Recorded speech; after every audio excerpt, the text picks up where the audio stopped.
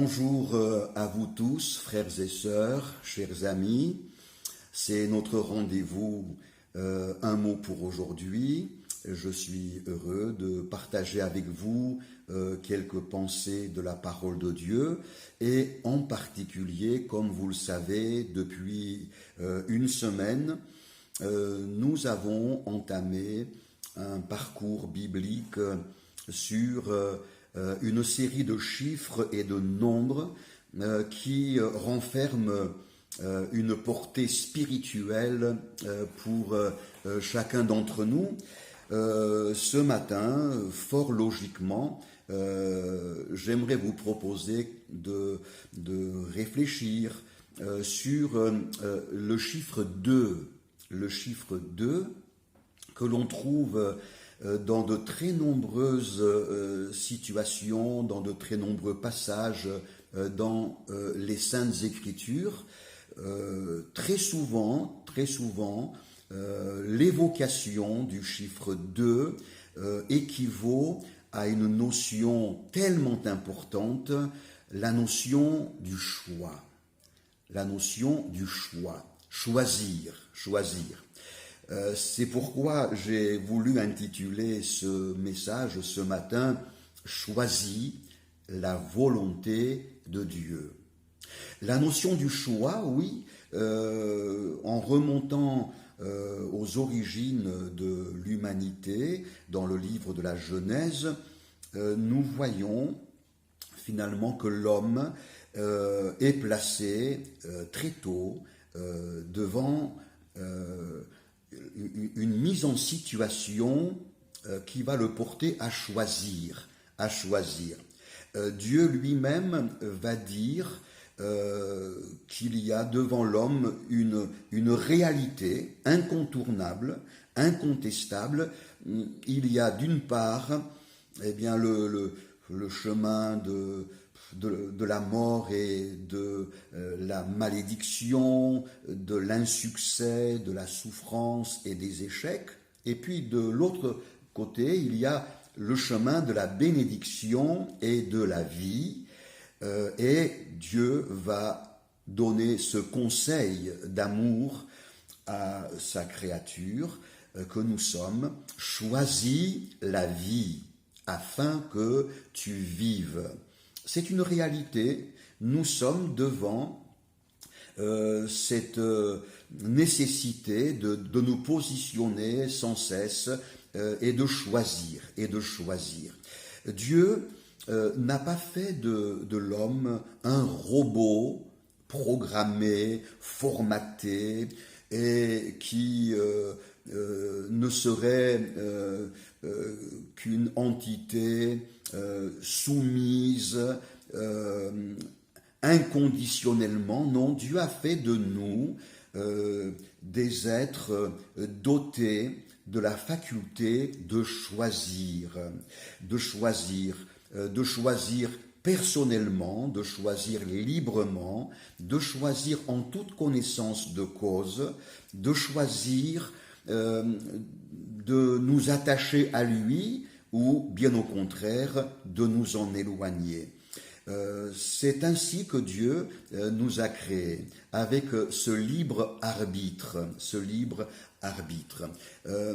On n'est pas chrétien par hasard, on n'est pas chrétien contre son gré, on n'est pas chrétien par une transmission générationnelle d'une religion. Non, on devient un jour enfant de Dieu parce que on le choisit. Le roi David, par exemple, dans son fameux psaume 23, va dire « L'Éternel est mon berger ». Donc il l'a choisi. David, tout jeune, a choisi Dieu comme étant le berger, le conducteur, le garant de son existence. C'est un choix. Tout au long des Écritures, nous voyons des hommes, des femmes qui un jour expriment un choix.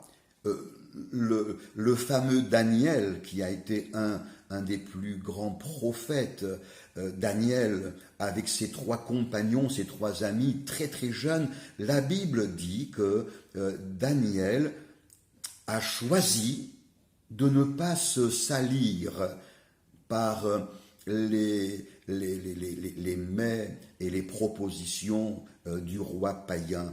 Il a choisi d'honorer son Dieu et il a choisi la pureté, il a choisi d'honorer les valeurs de son Dieu. Un jour, s'agissant de Jésus, l'Évangile nous dit que Jésus, passant sur le bord du lac de Génézareth, va voir quelques hommes pêcheurs en train de travailler, de jeter leurs filets pour pêcher quelques poissons, et Jésus va leur adresser un appel très simple: suivez-moi, suivez-moi. Et l'Évangile nous dit que immédiatement, cet appel de Jésus a trouvé un écho très fort dans le cœur de ces hommes. Aussitôt, nous dit l'Évangile, ils laissèrent leurs filets et le suivirent. Ils ont choisi de suivre Jésus. Oui, parce que choisir la vie, c'est choisir Jésus. Jésus a dit « Je suis la vie ». Jésus va passer près d'un comptoir derrière lequel se tient un péager. Il s'appelle Matthieu et Jésus lui adresse ce message: suis-moi. Immédiatement, cet homme se lève, il laisse sa condition initiale et il choisit de suivre Jésus. Il y a dans l'enseignement de Jésus cette notion du choix. Jésus va parler de 2 portes, une large, d'un franchissement facile, et l'autre étroite. Mais Jésus va dire, cette porte étroite, elle nous introduit dans la vie et la vie éternelle. Jésus va parler de 2 chemins, un chemin vaste, spacieux, facile, mais Jésus va dire, il mène à la perdition et à la ruine, et puis un chemin resserré, que personne ne va remarquer forcément, mais il est là, un chemin resserré qui mène à la vie éternelle. Et Jésus va nous presser de choisir. Et il va dire, efforcez-vous d'entrer par la porte étroite, choisissez le chemin resserré, parce que choisir le chemin resserré, c'est choisir la vie en abondance et la vie éternelle. Jésus encore nous parlera de 2 maîtres, qui vont se proposer à nous. Et il dira, il n'est pas possible de servir en même temps 2 maîtres. Il faut choisir. Soit on va s'attacher à l'un et rejeter l'autre, soit inversement. Jésus est un bon maître, c'est le bon maître. Il est bon de lui appartenir et de choisir de le suivre. Choisis de suivre Jésus chaque jour, dans les moindres détails. Jésus parlera d'un homme qui avait 2 fils et un jour, il donne un ordre à l'un des fils et le fils lui dit « Oui, papa », mais en réalité, il n'exécute pas le désir de son père. Et il appelle son autre fils et il lui donne aussi des ordres. Et ce deuxième fils, dans une première réaction, regimbe, et il manifeste un certain mécontentement, mais en fait, il réfléchit, et au terme d'une saine réflexion, eh bien, il exécute le désir de son père. L'un a choisi de ne pas obéir à son père, l'autre a choisi la volonté de son père, choisit la volonté de Dieu. Choisis la volonté de Dieu. Choisis entre le monde et le royaume des cieux, en sachant que le monde passe, et ses richesses et sa convoitise passent aussi. Et en sachant que le royaume des cieux, lui, il est éternel, et les richesses du royaume des cieux, Jésus dira que ni la rouille, ni la teigne ne pourraient les altérer. Si tu as un trésor dans le ciel, tu es bien heureux, choisis le royaume des cieux, choisis le trésor du ciel. Il faut choisir entre la chair et l'esprit. Vous savez, la chair, avec ses expressions de réaction intempestive, d'impatience, de colère, des réactions que souvent on regrette après coup. Choisis entre la chair et l'esprit. Eh bien, choisis l'esprit, parce que le fruit de l'esprit, c'est l'amour. C'est la joie, c'est la paix, la bonté, la bienveillance, oui. C'est la patience, la douceur.